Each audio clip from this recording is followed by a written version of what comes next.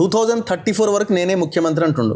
మీకు నమ్మకం లేదా? 28లో కానీ 29లో కానీ జరిగే అసెంబ్లీ ఎన్నికలలో కాంగ్రెస్ పార్టీ చరిత్రలో లేనంత దరిద్రంగా ఓడిపోతుంది. అన్ని రికార్డులు బ్రేక్ చేసి ఓడిపోతుంది 28లో. వీళ్ళ నాకు తెలిసి వీళ్ళకి లీస్ట్ సీట్లు 94లో వచ్చినాయి.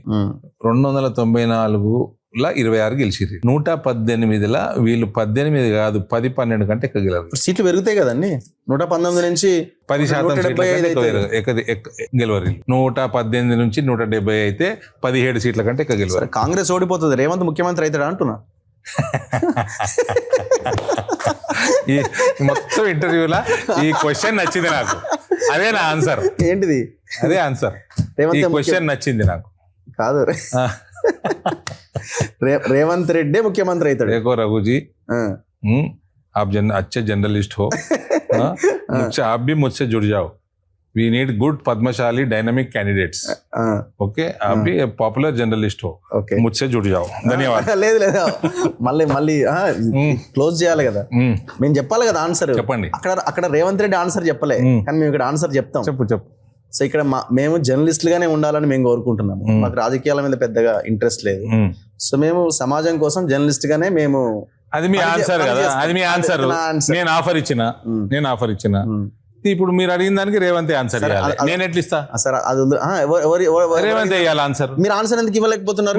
అరే ఆయన ఏందే మా నేను రఘు ఒక popular journalist, dynamic journalist, specially Padmashali సంబంధించిన వ్యక్తి, పాపులేషన్ ఎక్కువ వాళ్ళది, వాళ్ళు రాజకీయాల్లోకి రావాలని తపన ఉన్నోని నేను మీకు ఆఫర్ ఇచ్చిన, మీరు దాన్ని నో అన్నారు.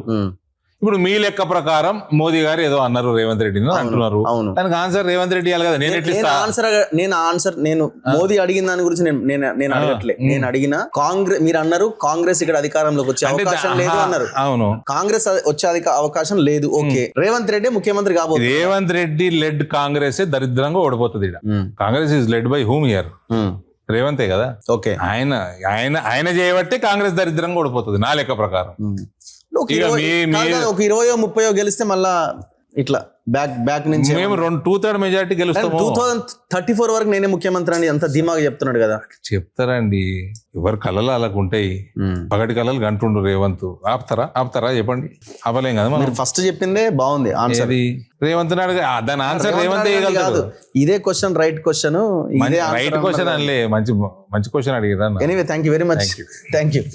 ఇది ధర్మపురి అరవింద్ గారితో స్పెషల్ ఇంటర్వ్యూ. చూస్తూనే ఉండండి మన తొలివేలు.